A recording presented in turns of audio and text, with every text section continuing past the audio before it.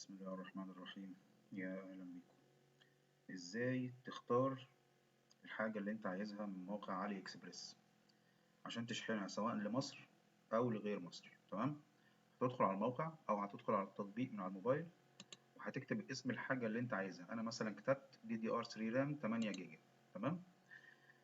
الموقع هيدور لك على كل المعروضات اللي موجودة عنده وأنت جوه تختار كلمة شحن مجاني. تمام. بعد ما تعلم على شحن مجاني هتخش تختار ال 8 جيجا زي اللي انا اخترتها دي مثلا اهي. هيفتح لك صفحة، تخش في الصفحة دي وتقرا التفاصيل بتاعتها. خلي بالك من تحديد السايز، الحجم بتاع الرامة، وبرضو المواصفات التانية لأي حاجة انت هتختارها. لازم تختار حاجة محددة انت عايزها. تمام. دي حجم الرامة الواحد جيجا اهي، تمنها $4. تمام. انا طالب كام؟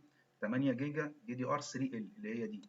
هتبص تلاقيه رفعها ل 16.22% من الدولار. تمام. هخش احسب على الكالكوليتر قد ايه الثمن بتاعها بالمصري. تمام.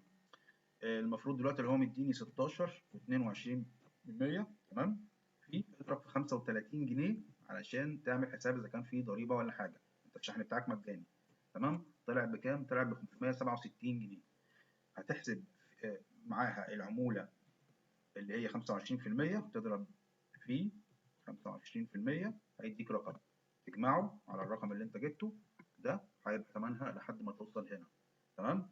عايز بقى انت تشحن او تروح تستلم، هتضيف المصاريف بتاعت الشحن بتاعتك من مكان المكتب البريدي اللي قريب منك، لان انت المفروض هتدخل رقم بريدي قريب منك.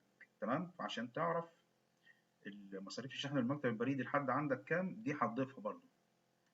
كده احنا لحد دلوقتي مخلصين الثمن بالدولار، ضايفين الجمارك على حسب بقى الله اعلم الجمارك دي هتطلب منك قد ايه. تمام. 3 بتدخل العمولة علشان تجمعها مع الثمن ده كله. تعالى بقى نشوف ثمنها على امازون مصر كام. هي عامله 710 جنيه مصري لحد ما توصل لحد مصر. تمام. وانت جوه علي بابا مالكش دعوه بالحاجه، الصوره اللي موجوده دي، الصوره اللي موجوده اللي انت شايفها الكبيره دي، مالكش دعوه بيها لان دي بتبقى مختلفه عن الكلام اللي مكتوب. دي صوره توضيحيه مش اكتر. تمام.